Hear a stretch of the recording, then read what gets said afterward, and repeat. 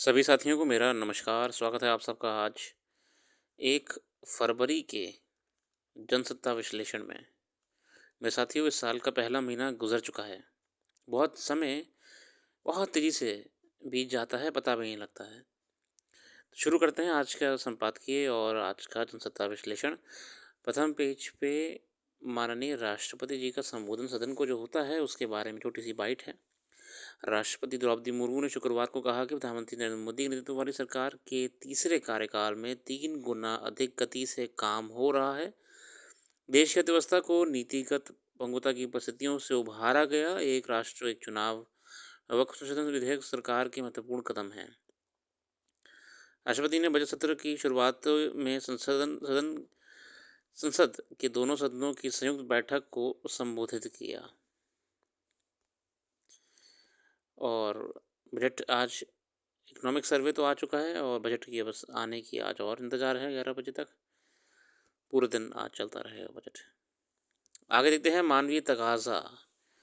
समाज के कुछ कमज़ोर तबकों के लोगों को मैला उठाने या सीवर साफ करने के काम से मुक्ति नहीं मिल सकी है। देखिए हम ये टॉपिक पढ़ते हैं सामाजिक न्याय में मैनुअल स्कैवेंजिंग।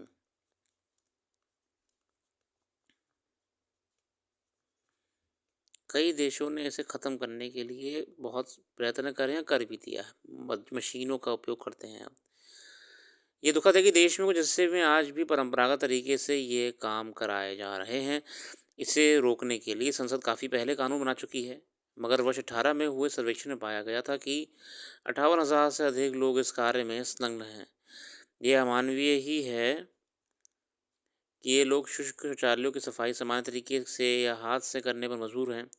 सीवर में उतर कर परंपरागत तरीके सफाई करने वाले कर्मियों की दम घुटने से मौत की खबरें अक्सर सामने आती रहती हैं।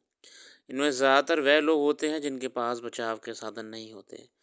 इस लिहाज से देखा तो दिल्ली सहित 6 महानगरों में हाथ से सीवर की सफाई या मैला उठाने पर पूरी तरह रोक लगाने का शीर्ष न्यायालय का निर्णय बेहद अहम और ज़रूरी भी है। देखिए बहुत बड़ा मुद्दा है अपने आप में ये। ये हाल तब है जब पिछले वर्ष सुप्रीम कोर्ट ने केंद्र और सभी राज्यों को सुनिश्चित करने का कहा था कि हाथ से मैला साफ करने का काम पूरी तरह समाप्त हो जाए। इससे बड़ी विडंबना और क्या होगी कि कानूनी स्थिति के समांतर हकीकत ये है कि आज भी छोटे या बड़े शहरों में सीवर की सफाई कई परंपरागत तरीकों से कराई जाती है। हालांकि माननीय सुप्रीम कोर्ट ने भी इसको एड्रेस बहुत पहले कर लिया गया था, मगर दुखद बात है कि इसको किसी ने सीरियसली लिया नहीं। हैरानी की बात यह है कि जिस दौर में बड़े और भारी कामों के लिए अत्याधुनिक तकनीक से तैयार मशीनों का सहारा लिया जाने लगा है, वहीं सीवर सफाई ऐसे काम आज भी कई जगह पर हाथ से कराए जाते हैं। विकल्प के अभाव में इस काम को कराने वाले लोगों के प्रति सामाजिक व्यवहार कोई छिपा तथ्य नहीं है। ऐसे में सुप्रीम कोर्ट की सख्ती एक ज़रूरी हस्तक्षेप है, मगर ये देखने की बात होगी कि ज़मीन पर इसका अमल किस हद तक होता है।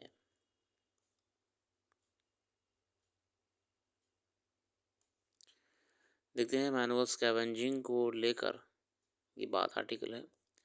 आगे देखते हैं और क्या देर आयात प्रयागराज में इस बार महाकुंभ में जितनी बड़ी संख्या में श्रद्धालु पहुंच रहे हैं, इसकी संभावना पहले से थी। इसके समानांतर सरकार की ओर से जिस पैमाने पर आयोजन और वहाँ की व्यवस्थाओं के बारे में प्रचार किया गया था, उसमें किसी बड़े हादसे की आशंका कम लोगों को रही होगी। मगर पिछले कुछ दिनों में भीतर वहाँ व्यापक पैमाने पर फैली अव्यवस्था और उसके नतीजे में दुर्घटना के उदाहरण सामने आए हैं, हैरान करने वाले हैं। ये वहाँ आम लोगों ने के लिए रात में टिकने से लेकर आस्था की डुबकी लगाने तक की स्थिति इतनी विकट थी कि बहुतों के लिए महाकुंभ में एक दुरुस्वप्न बन रहा था।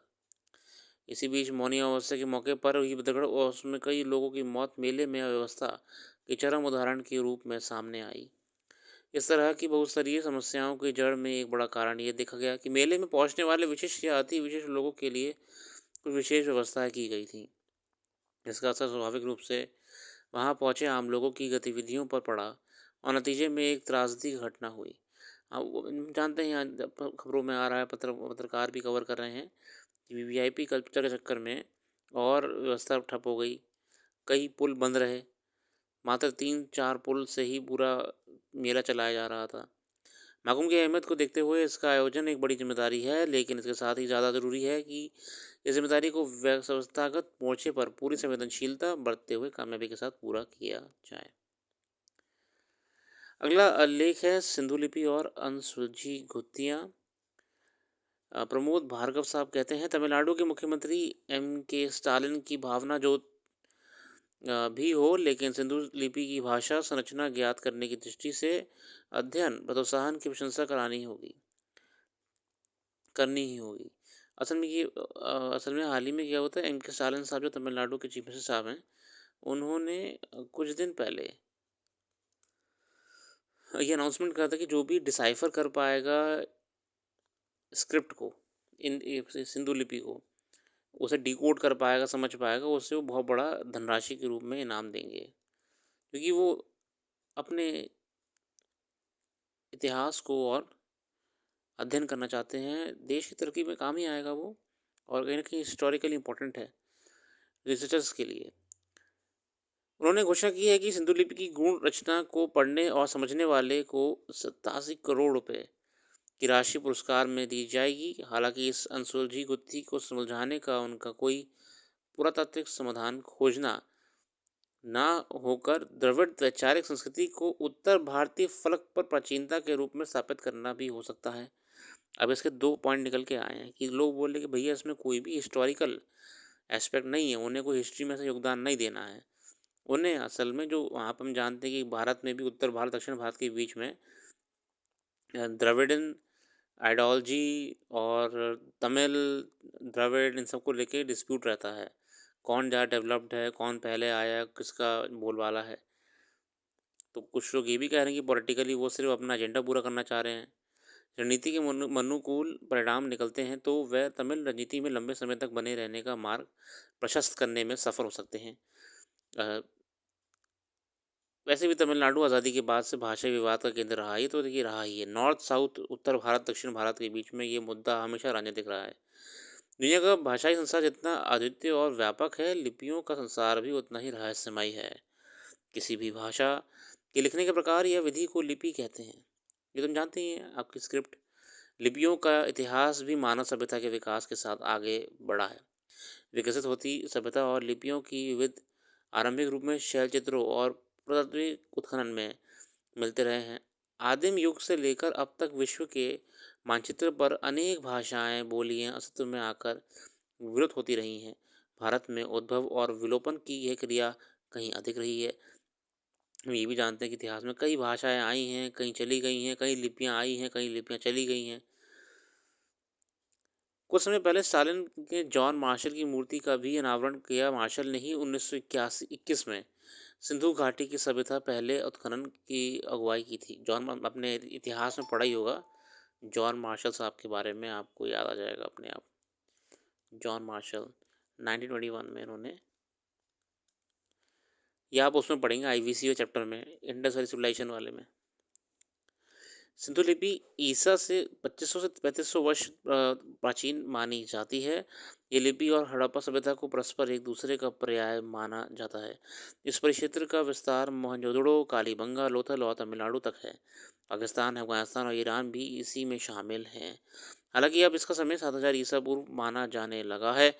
इस प्राचीन नगरीय सभ्यता के उत्खनन में मिली मोहरों, शिलालेखों और मिट्टी के बर्तनों पर अनेक चित्रात्मक आकृतियाँ उत्कीर्ण हैं।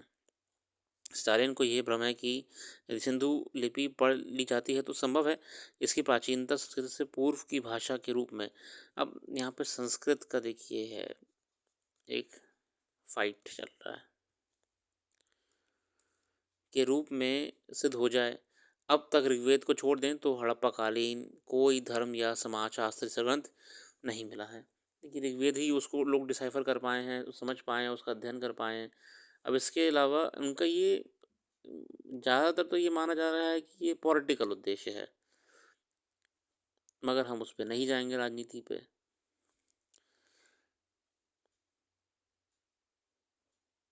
और ये आप देखिए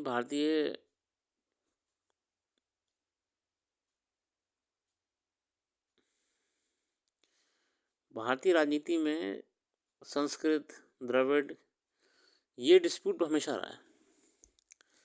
कौन पहले आया, किसका ज़्यादा वर्चस्व था। जॉन मार्शल ने ये भी कहा है कि सभ्यता के चिन्ह द्रविड़ सभ्यता के चिन्ह मालूम होते हैं, इसलिए सिंधु घाटी में बोली जाने वाली भाषा द्रविड़ हो सकती है। हड़प्पा और मोहनजोदड़ो में से मिले अभिलेखों में अंकित चित्रलिपियों के आधार पर गोंडी भाषा के विशेषज्ञ मोती रावण का दावा है कि हड़प्पा और मोहनजोदड़ो की लिपियों की समानता गोंडी भाषा से है। इसलिए सिंधु घाटी में लोगों की भाषा द्रविड़ पूर्व की भाषा थी। गौंड समुदाय के लोग आज भी पृथ्वी को माता के रूप में पूजते समय क्यूब से संबंधित मंत्र का जाप करते हैं। इसलिए इन परंपराओं से लिपि के सूत्र खोजे जा सकते हैं। इतिहासकार बीवी सुब्रमण्यम का मानना है कि सिंधु भाषा नहीं वरन एक प्रकार की संख्यात्मक लिपि है। जैसे कि सिंधु घाटी सभ्यता की मोहरों और अभिलेखों पर अंकित कलाकृतियों में उत्कीर्ण संख्याओं, प्रतीकों और संकेतों से स्पष्ट होता है। संस्कृति के 4 अध्याय में रामधारी सिंह दिनकर लिखते हैं कि द्रविड़ शब्द भारत में प्रजातिवाचक नहीं स्थानवाचक रहा है। यदि प्रजाति की यूरोपीय भाषा की दृष्टि से देखा जाए तो गुजरात और महाराष्ट्र में प्रधानता आर्य वंश की होनी चाहिए, किंतु प्राचीन भारतवासी ये नहीं मानते थे। द्रविड़ स्थान का विशेषण था पंचद्रविड़ में पूर्णाकार द्रविड़ आंध्र, कर्नाटक, महाराष्ट्र और गुजरात इन पांचों को गिना करते थे। पंचद्रविड़ में कर्नाटक, आंध्र प्रदेश, कर्नाटका, महाराष्ट्र और गुजरात। भाषाओं को लेकर भी आर्यों और द्रविड़ों के बीच कोई मतभेद नहीं था। द्रविड़ ऋषि यज्ञ के पुरोहित होते थे। उन्होंने शास्त्रों की भी रचनाएं की हैं। इसी प्रकार तमिल के संगम साहित्य की रचना भी कई ब्राह्मण ग्रंथकारों का योगदान था। वैसे भी द्रविड़ शब्द संस्कृत का शब्द है। मनु ने द्रविड़ शब्द का उपयोग उन लोगों के लिए किया जो द्रविड़ देश में बसते थे। कुंभरील भट्ट ने उसका प्रयोग भाषा की सूचना देने के लिए किया। यथा आंध्र द्रविड़ भाषा। हमारे पूर्वजों ने द्रविड़ शब्द का अर्थ प्रजाति नहीं रखा था। हमारे लिए भी ये उचित है कि हम यूरोप से आए हुए प्रजातिवाद का अर्थ अपने शब्दों में ना ठूसें। सिंधु लिपि को पढ़ने में अनेक समस्याएं हैं। दुनिया की ज़्यादातर लिपियों में अक्षर कम होते हैं। देवनागरी में 52 अक्षर हैं तो अंग्रेजी में 26 हैं, जबकि सिंधु लिपि में 400 अक्षर हैं। चिन्ह या संकेत हैं।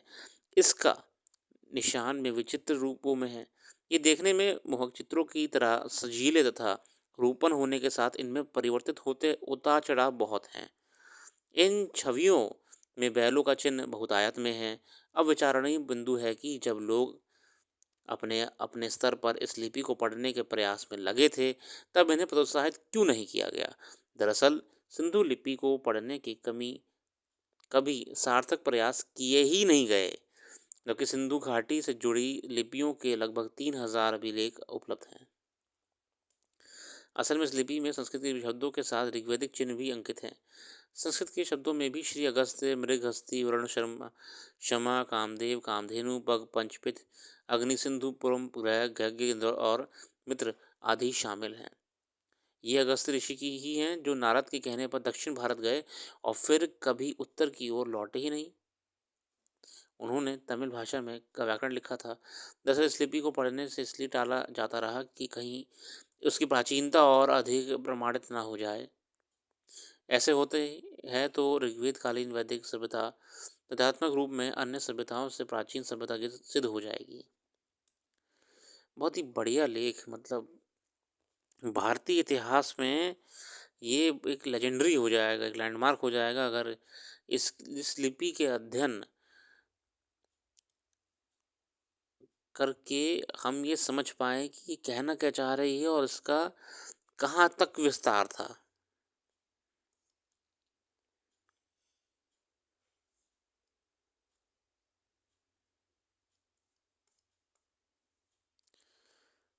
आगे देखते हैं। अभी तो बजट की चर्चा में है, तो बजट आएगा तो और हमें बढ़िया-बढ़िया खबरें जानने को मिलेंगी। क्या करा गया, क्या नहीं करा गया। बाकी अगर आपको और करंट अफेयर्स जाननी है तो हमारी वेबसाइट को ज़रूर विज़िट करिएगा, उसका लिंक डिस्क्रिप्शन में मौजूद है। डिटेल में करंट अफेयर्स आपको वहाँ पे मिल जाएगी। बाकी आपको कोई सुझाव हो तो हमें कमेंट सेक्शन में भी बता सकते हैं, हम आपके सुझाव को बिल्कुल अमल करेंगे। तो आज के लिए इतना रखते हैं। अपना कीमती समय देने के लिए बहुत-बहुत धन्यवाद। अखबार का अध्ययन पूरा करिएगा। समय मिलेगा तो आराम-आराम से पढ़ते हुए करिएगा। कल फिर आएँगे नई वीडियो के साथ। धन्यवाद।